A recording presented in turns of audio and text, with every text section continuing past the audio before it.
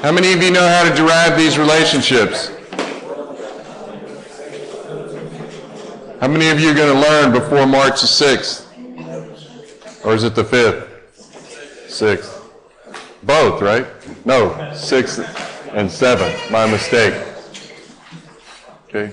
Move your head. Thank you. Now, the reason that we derive these relationships is that we can understand the fundamental character of the behavior. Does anybody see the steady state flow equation up here?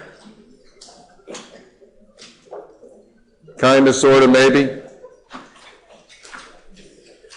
What happens in this first equation, this PR minus PWF, if we eliminate that R squared minus RW squared over RE squared minus RW squared, what happens then?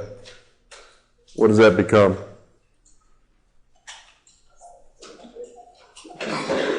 Sorry?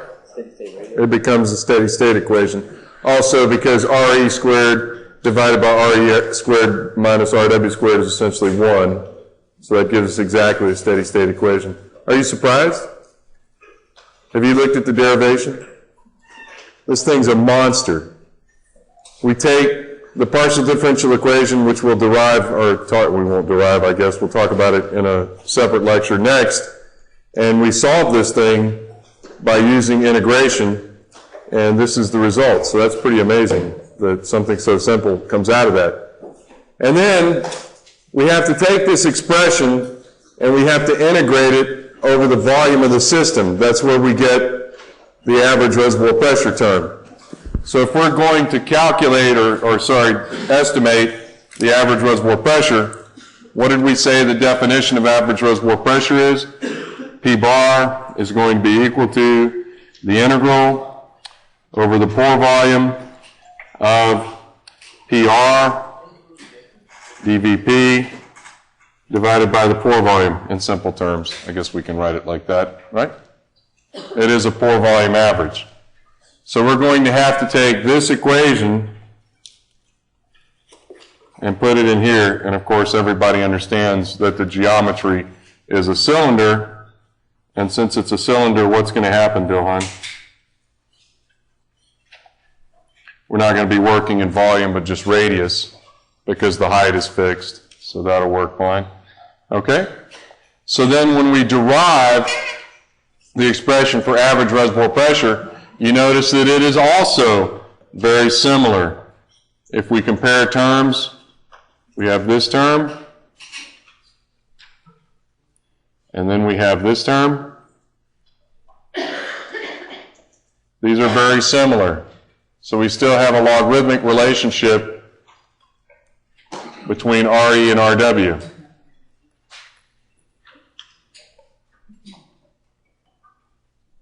Somebody tells me what's happened if this is RE squared. This goes to 1, and this becomes 1/2. But here, we have 3/4.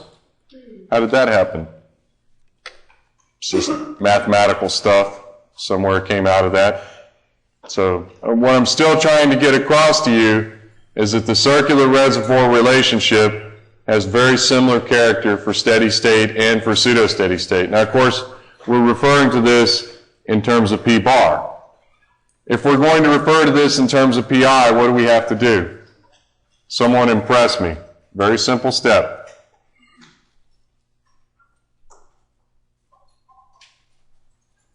What's the equation that we've been talking about this week? P bar is equal to PI minus 1 over NCT BO over BOI times NP. If we say the rate is constant, that's that. So then P bar is equal to PI minus some constant M pseudo-steady state times time. That's pretty scary, huh? Anybody want to guess what M pseudo-steady-state is? M pseudo-steady-state is 1 over NCT BO over BOI times what, Dilhan? Times Q, right? And that's also equal to, when you change the units, right here. So that's M pseudo-steady-state. Kind of interesting. So all we did was rearrange the equation by adding the material balance equation to this. So instead of having an equation in terms of P bar over here and P bar here, we set these two equal to each other, and this is the add-on term. It's really that simple. So for pseudo-steady state, the first thing we're going to do is we're going to derive a relationship that tells us the pressure at any point in the reservoir. Then we're going to integrate that equation, and it will give us the average reservoir pressure in terms of volume. And then we're going to take the material balance equation and we're going to couple that so that really the final form that you would be thinking about will look something like this. And of course this reduces to a relatively simple expression of something like what? PWF is equal to PI minus some constant P, I don't know, let's not call it P. Let's call it A minus M times T.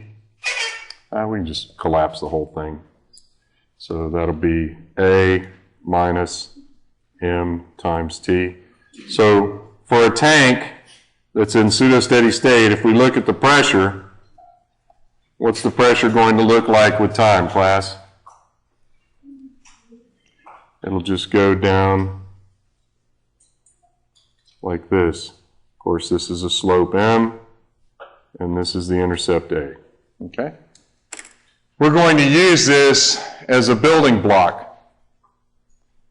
How many of you think that somewhere on this page is the key to enlightenment for production engineering? Hey, how come you're not dressed? Field trip day. Sorry? Field trip day. Field trip day? Where's the field trip? Your house. Yeah? You're gonna mow the grass, paint, some other stuff? Give me that rock head. Okay? It doesn't fit. Ah, there we go. Let's see. How about this? Does it look better?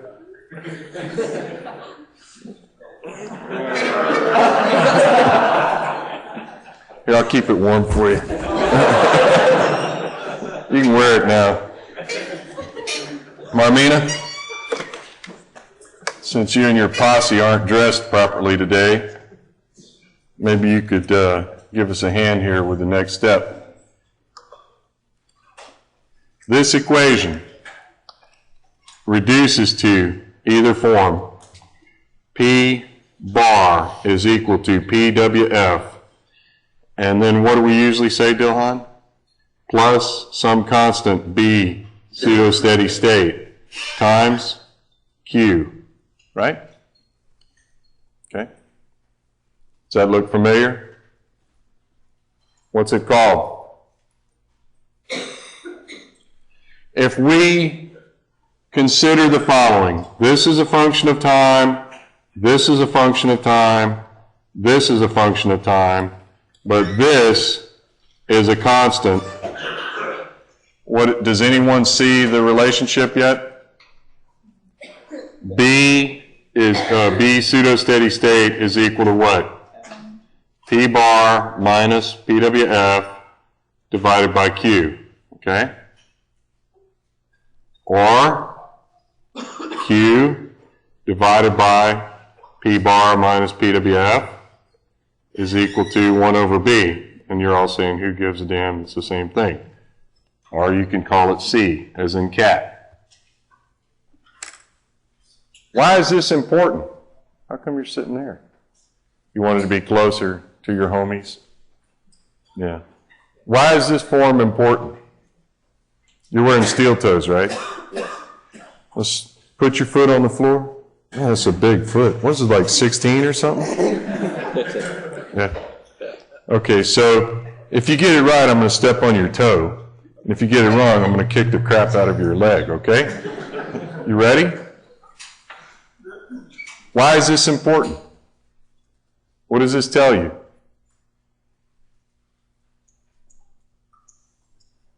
No hobbling English? Come on, try. You want to throw a lifeline? Where's Loco smiling? You okay, Loco? Who else you want to pick in this room? I'll give you a free one today.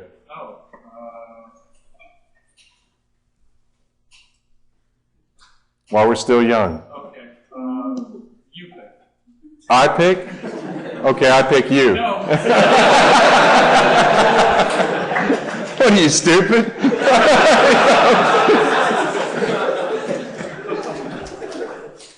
All right. Jesus, you in a talking mood today? Yeah, a little bit? Okay. Why is this important? Oh, now he wants to talk. This tells you that the relationship between average reservoir pressure, wellbore pressure, and rate is a constant. Isn't that what it tells you?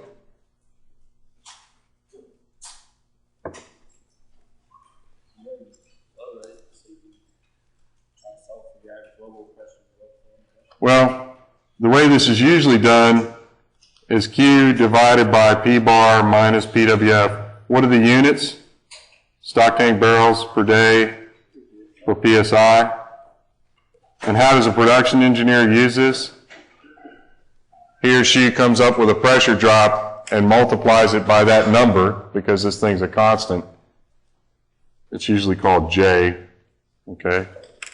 Nobody knows what this is? Relativity index? Product. This is the most important function in all of the petroleum engineering, right? You guys don't remember this from Valco? Okay.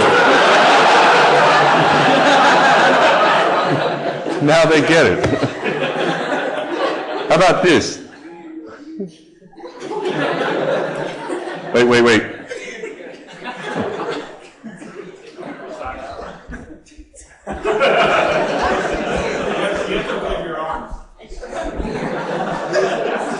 What is wrong with you people?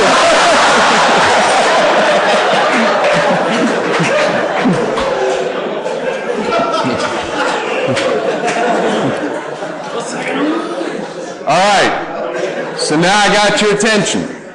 Productivity index. So what can you do with the productivity index? In theory. In theory, you can use it to predict the future performance, not the putrid performance, but the future performance of a well. And this is the same equation, but what's different about this one, Dilhan? It's got a time component, right? And you and I know that this function can actually be rewritten as something else. This is a constant, and we can treat it as something else. We'll talk to him about that more later on. This is basically the amino acid for production data analysis, modern production data analysis. This is basically the amino acid for production engineering. It's probably the most widely used equation in petroleum engineering, and the derivation is given in your notes. We really need to give them that derivation as an assignment. Perhaps we'll do it on the exam. Might as well. Nothing like, if we don't, they'll just wait till then anyway. So, okay. Enough said. They want some more entertainment. Okay. So we talked about this. We're going to come back to this later on. This is the transient flow stuff. This is pseudo-steady-state. And I apologize. This is not drawn well. It should have been logarithmic. It's Cartesian. This is linear. And this is linear. So it looks kind of weird. But what's important about this?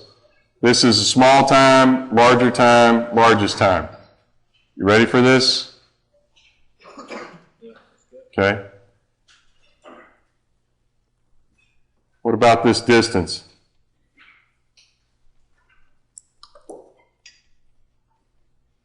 What does it tell you? Yes, Rain Man. Now what? dP dt at all R is constant, right? This is why I made you do the limbo the other day. It doesn't matter what your position is. The pressure behavior at all points in the reservoir is changing at the same rate. This is a constant rate drawdown post-transient behavior.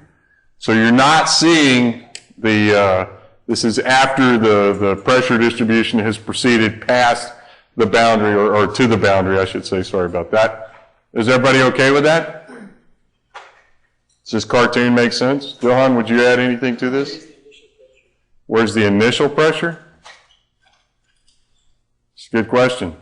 Anybody want to take a guess? What's the initial pressure for this case? Get it right? Dilhan will give you a hug. Get it wrong?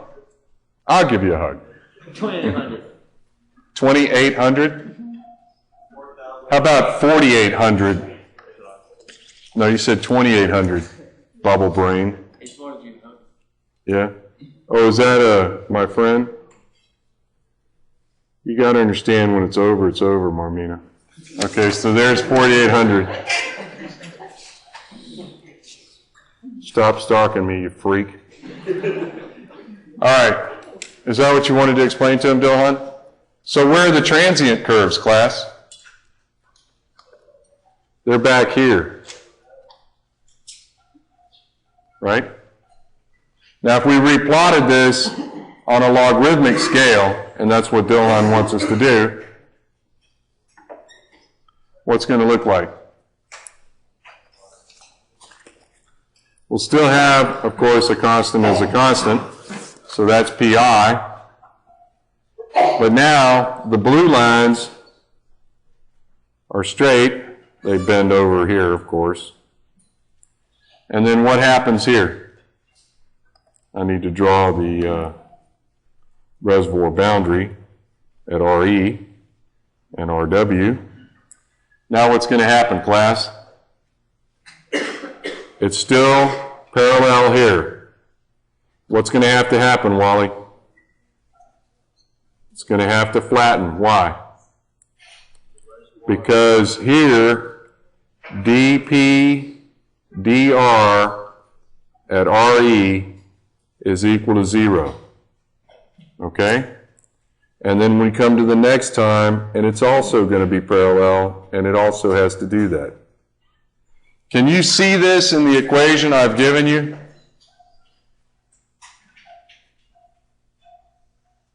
Any of you?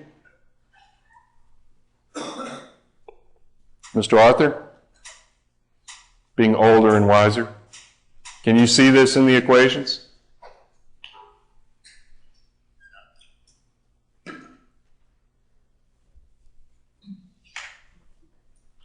There's no equation here.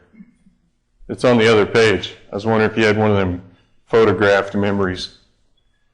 Okay. So let's go back a couple of slides. Yes, ma'am. Can you say that this difference is our skin effect? No, this doesn't have skin effect. And skin effect is only at the wellbore. That's a really good point. The way we're going to look at this is if you're looking at the pressure distribution, and I'm going to draw the wellbore here, then what we're seeing is the skin effect only occurs here. The rest of the distribution is unaffected by it. Okay? So there's some infinitesimal R sub s that's how we're going to handle this. But for this particular problem, there's no skin effect. So let's forget about the skin effect, erase that from our minds. Mr. Arthur, you were going to say something. This equation describes PR based on PWF, right? And it says what? There's no skin, so let's not worry about that. And we can kill this, right, because it's basically 1. It equals 1, okay? So what are we left with? What happens out here? This is a straight line. This is PR is equal to PWF, what? plus some constant alpha times logarithm of r plus, or in this case minus, what? No, it'd be this 1/2 r squared minus rw squared, re squared minus rw squared. Now there will be a c as in cat from this thing, like you're saying. And that's, that's what you're talking about, but we're not going to worry about that. So, Mr. Arthur, this part, PR, natural log of R, we have a straight line, right?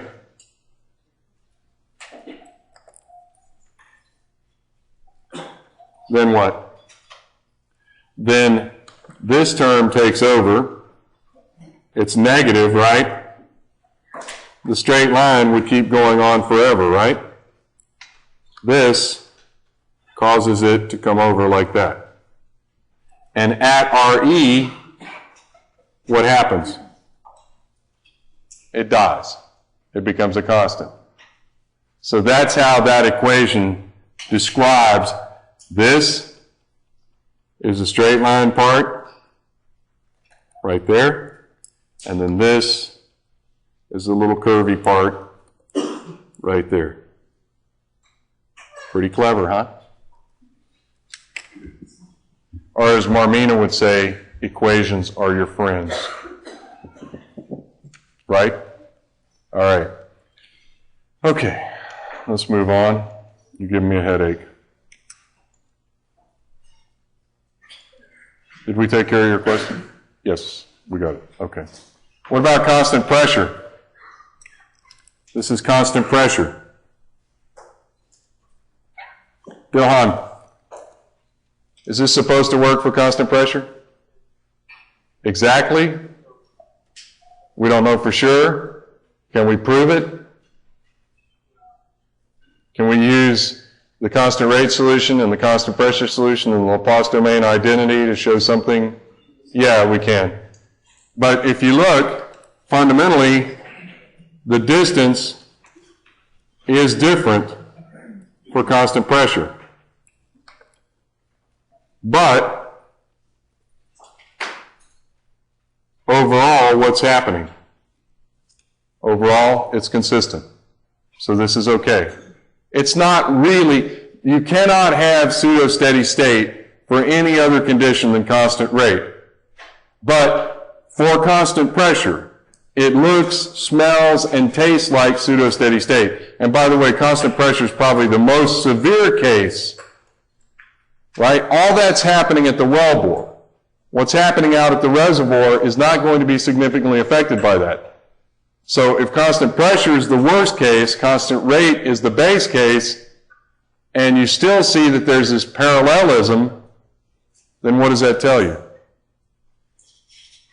It tells you that while pseudo-steady state does not exist for constant pressure or for anything other than constant rate, something like pseudo-steady state exists. And if we were going to create a name for it, what would that name be? Boundary-dominated flow. Because the guys who derive pseudo-steady state, they get all upset if you say that it's pseudo-steady state, because it is only valid for constant rate. So for constant pressure, for variable rate, it all works. Okay? All right, let's go to the next little slide. Okay. I realize you guys think I hit the hash pipe before coming in today, but this is actually very easy. This is the relationship that we just derived for pseudo-steady state. This is a relationship that we're going to derive for a pressure buildup case. And what we're going to find is that when we reference the system to P bar, there'll be something called the shape factor. And what we can do is we can come over here, for example, if we come over here to 1 and we go up and we read this value, it says that that value is approximately 3.5, okay? And when you look, for the circular reservoir case, that value is approximately 3.5. So when you substitute into this equation TDA equals 1, which is this point, you can estimate C sub A, this fictitious location. The shape factor has no physical meaning. What it allows you to do is use a pressure transient test and estimate sort of the shape. Now, Dilhan's going to explain that that's not really true, because that's not really what we use it for. What do we use it for, Dilhan? We use it to estimate what? Average reservoir pressure. In other words, we reverse solve this equation for P bar. Okay? How do we do that, Marmina? No habla English? Okay. Let's say that we calculate a dimensionless time of 4 for this case. Now, of course, in order to calculate dimensionless time, what do we have to know, Marmina? We have to know permeability, we have to know porosity, we have to know viscosity, we have to know compressibility, we have to know drainage area. Well, of course, that's the time at which it occurs. So let's say it's the last pressure, or it's the last time in this data set or something, and we want to, so we produce the well, and now we shut it in. So we'll take the last production time, and we'll stick this in this equation. So then we calculate TDA, and it turns out that for this example, it's 4, and we come across, and we read, and we get a value, and in this case, PD is approximately 5, then you can reverse calculate for P bar. Now, somebody point out the stupidity of doing this, please. This is called the Matthews-Brons-Haysbrook method. When it came out in the late 1950s, everybody thought this was an amazing tool because there was no reservoir simulation at that time. These guys generated this stuff on a God only knows what kind of computer. I guess it was people with slide rules or something. What did you have to know in order to calculate TDA? You have to know permeability, porosity, viscosity, compressibility, drainage area. What else? And how do you know which line to use? You have to know reservoir shape. There's a line for each one of those shapes and another reference in one of your books, okay? So you have to know what shape. So you got to know all that stuff just to calculate average reservoir pressure, which if you had a model, you would already know because you would have matched it to the producing time and you would know that system. If you've got to specify all these parameters, you would know it. Of course, it's an analysis problem, and you may not. Like on a test, you may not. So we'll talk about that later on. Any other thoughts you have here? This is going to be a component of our toolbox for estimating average reservoir pressure when we start looking at buildup tests. I threw it in here because the approach is based on using the pseudo-steady-state flow equation and the transient flow equation. For an A in this course, Loco, what flow regime is this?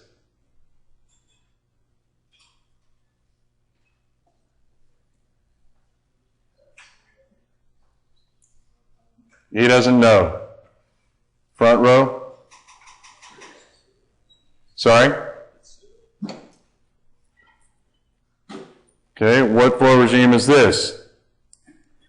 Not pseudo-steady-state, which we usually call transient. Doesn't that make sense? Why does that make sense, Loco? You want me to pick on somebody else? Where's Mr. Porter? Is he here today? Yes, ma'am. Oh, you're Mrs. Porter. Okay, go ahead. I better put my shoes back on. While I'm doing that, go ahead and talk. Well, we have this transient flow at the beginning because our rate is not constant. Right, but this has different shapes on it, right? This graph. At what regime will all the shapes have the same response? The regime where there's no boundary being felt. If I walk around the room until I feel a boundary, then it doesn't matter what the shape of the room is. Same thing here. God, I love my job. All right, this is some idiot's master's thesis. So all I really want to show you is there's this guy named Erlacher, and I want you guys to understand. Where are the baseball players? Hold your hands up. They're not here today? They're not going to hold their hands up? Okay. Tell me about playing baseball. You pitch, though, right? So you're not really a hitter. Okay. But if you were a hitter, I mean, what's a good average in baseball? 340, yeah. Who was the last guy that hit 400? Yeah. And how long ago was that?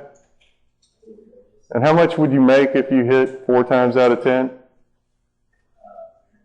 About as much as Bill Gates, right? Yeah. But if you hit 3.4 times out of 10, how much money do you make?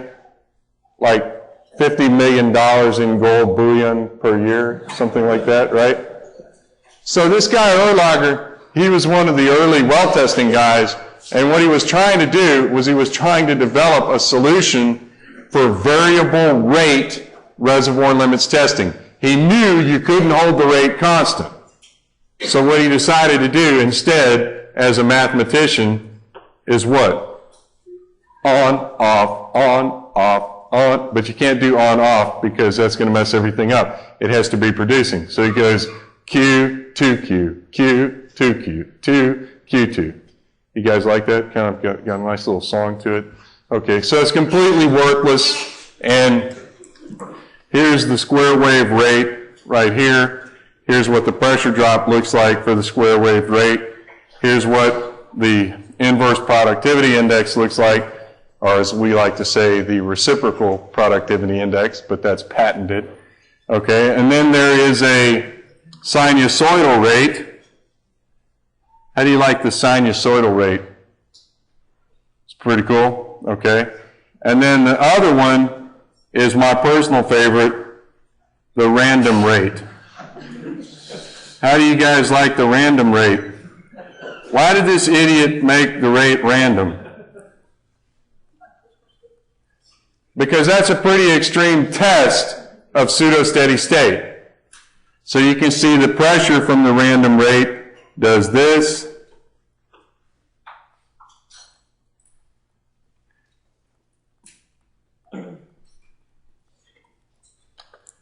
The pressure from the sinusoidal rate does that. And then when we look at PI minus PWF divided by rate, and then this is NP divided by Q, what happens? Marmina? This is random and sinusoidal. Sinusoidal. Is that a surprise? That's a shock. If you're going to tie your whole life up and your whole career up in one plot, that's mine right there. It's kind of like your behavior now is defining your life, you know. You're going to go through life never finding true love and all that because of your behavior now. He's thinking how to get out of this. I might just let you live. Okay. And then here's a whole bunch of other tests of other kinds of rate profiles. How many of you guys like the first Terminator movie? Yeah? Sorry? They were not that old. You're not that old? But you like the first one? Why? Anybody? Because it was Arnold? Yeah, he's about to lay off 100,000 workers in California. I liked it because of that line where he killed all the what was her name? Sarah Connor, yeah. Because he was just being systematic. So I decided to kill all the possible rate profiles. How do you like this sawtooth rate profile? I'm sorry, the stair-step rate profile, which yields a sawtooth pressure profile. Dilhan, have you ever seen one of these? We've seen this in practice. Yeah, whenever somebody gets on the choke and does like this. It doesn't make it real easy to analyze, by the way. This is all boundary-dominated flow data, or otro nombre, pseudo-steady-state. And look at this. They all line up like that. So this is a very powerful tool. This is why, as production engineers use this equation, it's valid. This is why, when we start talking about production data analysis, this is going to be our primary mechanism for analyzing production. What do you have to make this work? Tell me, and I'll let you start your quiz now. You have to have, this is PI minus PWF divided by rate, NP divided by Q. What do you have, class? You have to have PWF and Q as a function of time. What happens if you don't have those as a function of time? Are you going to make them up? No. Now, with this fancy software that's out there now, people will make them up. Be very, very careful you don't do something stupid like that. When you're talking to someone in the field, make absolutely certain they understand that it is critical that you measure the pressure at the point where the stuff's coming out of the wellhead. Not 3 miles away. I mean, it'd be nice if it was measured downhole, actually, but that's probably not going to happen. You'll have to calculate it. And make sure that they measure the rate. How often do people measure rate? All the time is once a day. Is that true for everybody? Not exactly. What does Texas require? Once a month. How often does Texas require you to take a pressure? This is a trick question. They don't require you to take pressures. I have seen in recent years people who put horizontal wells on half-hour measurements for 6 months only to make sure the well was not liquid loading, and it is a textbook perfect analysis. They never look at it. There's hundreds of thousands of wells in Texas and in the United States, and not a whole lot of them get this kind of attention. Time for the quiz. Everything up.